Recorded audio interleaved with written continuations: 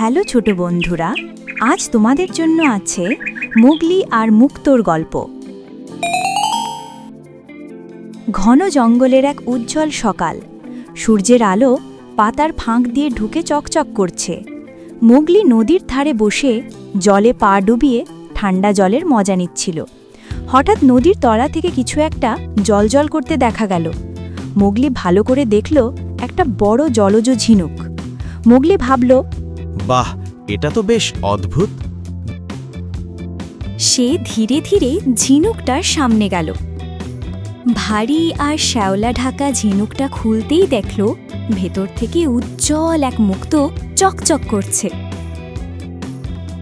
এমন সময় পিছন থেকে গম্ভীর গলা শোনা গেল, ওই যে মোগলি, নদীতে কেন?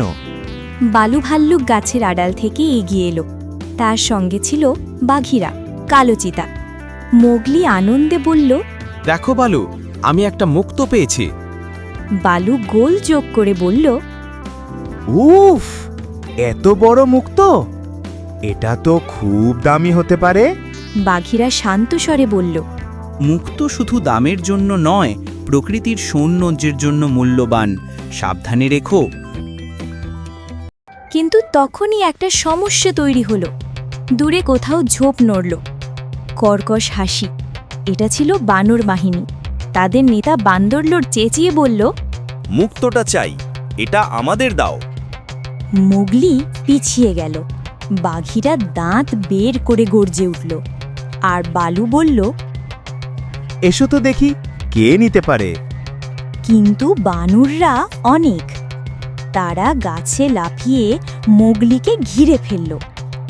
মোগলি চিৎকার না করে দ্রুত একটা বুদ্ধি খাটালো। মুক্তোটা হাতে নিয়ে এসে বলল, তোমরা মুক্তো চাও? কিন্তু একটা মুক্তোই তোমাদের কাজে কি? নদীর গভীরে আরও অনেক আছে, তোমরা কি সেগুলো চাও না? বানরদের চোখ চকচক করে উঠল। তারা গুঞ্জন করতে লাগল। মোগলি তাদের নদীর দিকে নিয়ে গেল।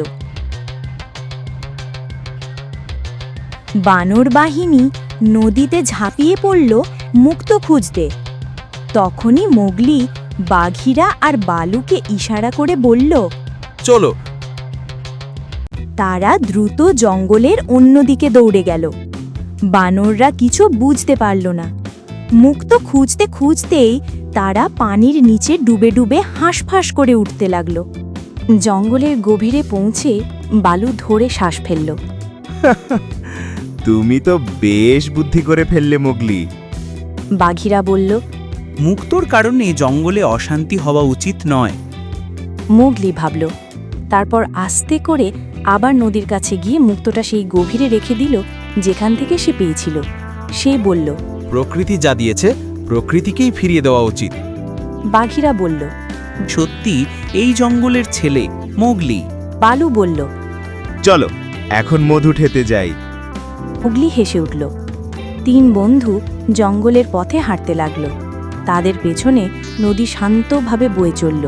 আর তার গভীরে মুক্তোটা আবার লুকিয়ে পড়ল। প্রকৃতির গোপন সৌন্দর্য হয়। চ্যানেলটি অবশ্যই সাবস্ক্রাইব করুন, কারণ আর কিছু দিনের মধ্যে আসতে চলেছে আরও মজার মজার ভিডিওটি দেখার জন্য আপনাকে অনেক ধন্যবাদ।